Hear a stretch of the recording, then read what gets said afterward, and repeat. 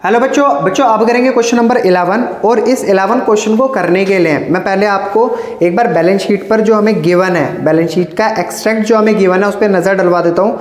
यहाँ पर equity and liability में जो हेड दे रखा है वो दे रखा है शेयर होल्डर फंड, और इसके अंदर दो सब हेड आ रहे हैं, शेयर कैपिटल और रिजर्व एंड सरप्लस। तो रिजर्व एंड सरप्लस के आगे आप नोट नंबर वाले कॉलम में देख सकते हैं .1 डाल रखा है।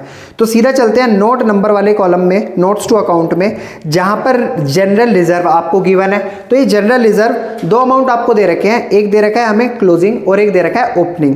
2021 का ओपनिंग मानेंगे और 2022 का हम मानेंगे क्लोजिंग। तो अब सिंपल सी चीज है, जो जनरल रिजर्व है हमें क्या निकालने में मदद करने वाला है, ये निकालने में मदद करने वाला है ट्रांसफर टू रिजर्व। तो पहला पॉइंट हमें क्लियर हो गया, ठीक है। फिर इसी के जस्ट नीचे मेरे को सरप्लस दे रखा है balance in statement of P&L। Closing है 1,70,000 और ओपनिंग है 1,00,000। तो सिंपल सी चीज है, यहां से हम क्या निकाल सकते हैं, प्रॉफिट फॉर द ईयर। अब ये चीज हम कहां यूज करा करते थे, ये करते थे हम NPBT निकालने में, बट हम तो यहां पर निकालने क्या आए हैं, हम यहां पर निकालने आए हैं OPBWCC। तो अब सबसे पहले मेरे को इस क्वेश्चन को देखकर यह बात समझ आ चुकी है कि OPBWCC को कैलकुलेट करने से पहले मुझे यहां पर NPBT कैलकुलेट करना पड़ेगा। तो मैं सबसे पहले इसी का ही फॉर्मेट बना लेता हूं, net profit before tax and extra ordinary item, और ये हो जाएगा हमारा अमाउंट का कॉलम। फिर बच्चों इसके अंदर हम ऐड क्या करा करते थे, non operating expense and non cash expense, और लेस क्या करा करते थे बच्चों, नॉन ऑपरेटिंग इनकम। तो यहां पर हम नॉन ऑपरेटिंग एक्सपेंस डाल देंगे, यहां हम नॉन ऑपरेटिंग इनकम डाल देंगे। तो बच्चों इसकी शुरुआत करने के लिए मेरे पास ये होना बहुत जरूरी है, बट क्वेश्चन में ये दे ही नहीं रखा। तो हम क्या करेंगे, छोटा सा वर्किंग नोट और बना लेते हैं। याद रहे ये चीज आप वर्किंग नोट में ही दिखाने वाले हो। तो इसकी जो शुरुआत होती थी वो कैसे होती थी, प्रॉफिट फॉर द ईयर। अब ये हमें दे रखा है नोट्स टू अकाउंट में surplus balance in statement of P&L। जो हमें यहाँ पर क्लोजिंग दे रखी है वो दे रखी है 1,70,000 और ओपनिंग दे रखी है 1,00,000। तो मैं क्या करूंगा, क्लोजिंग माइनस ओपनिंग, 1,70,000 माइनस 1,00,000 रुपए, तो ये कितना आ जाएगा, 70,000 रुपी।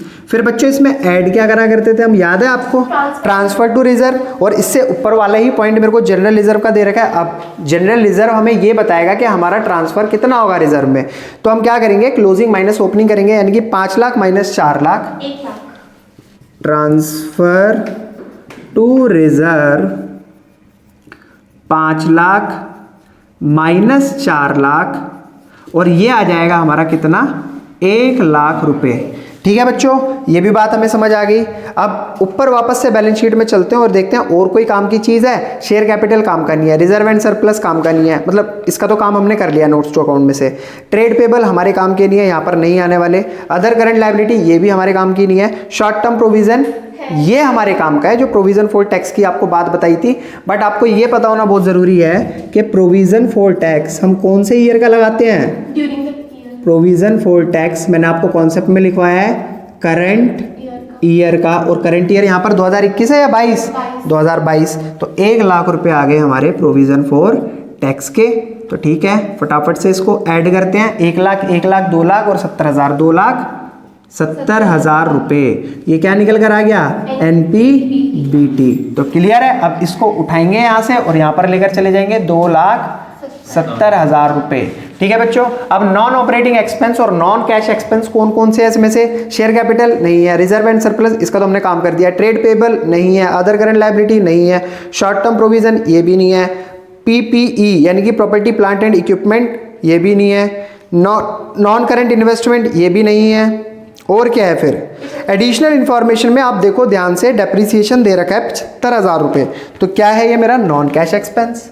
तो मैं यहाँ लिख देता हूँ डेप्रिसिएशन, और इसका अमाउंट कितना दे रखा है 75,000 रुपीज़।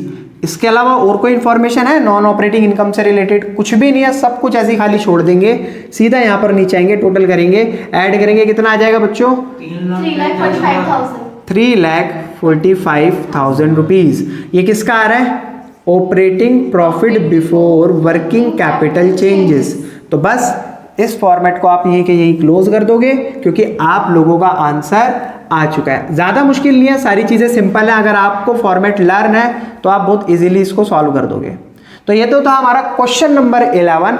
बच्चों अगर क्वेश्चन वाकई समझ आए तो प्लीज़ वीडियो को लाइक कमेंट शेयर जरूर करना। फिर मिलेंगे आपसे अगली वीडियो में अगले क्वेश्चन के साथ।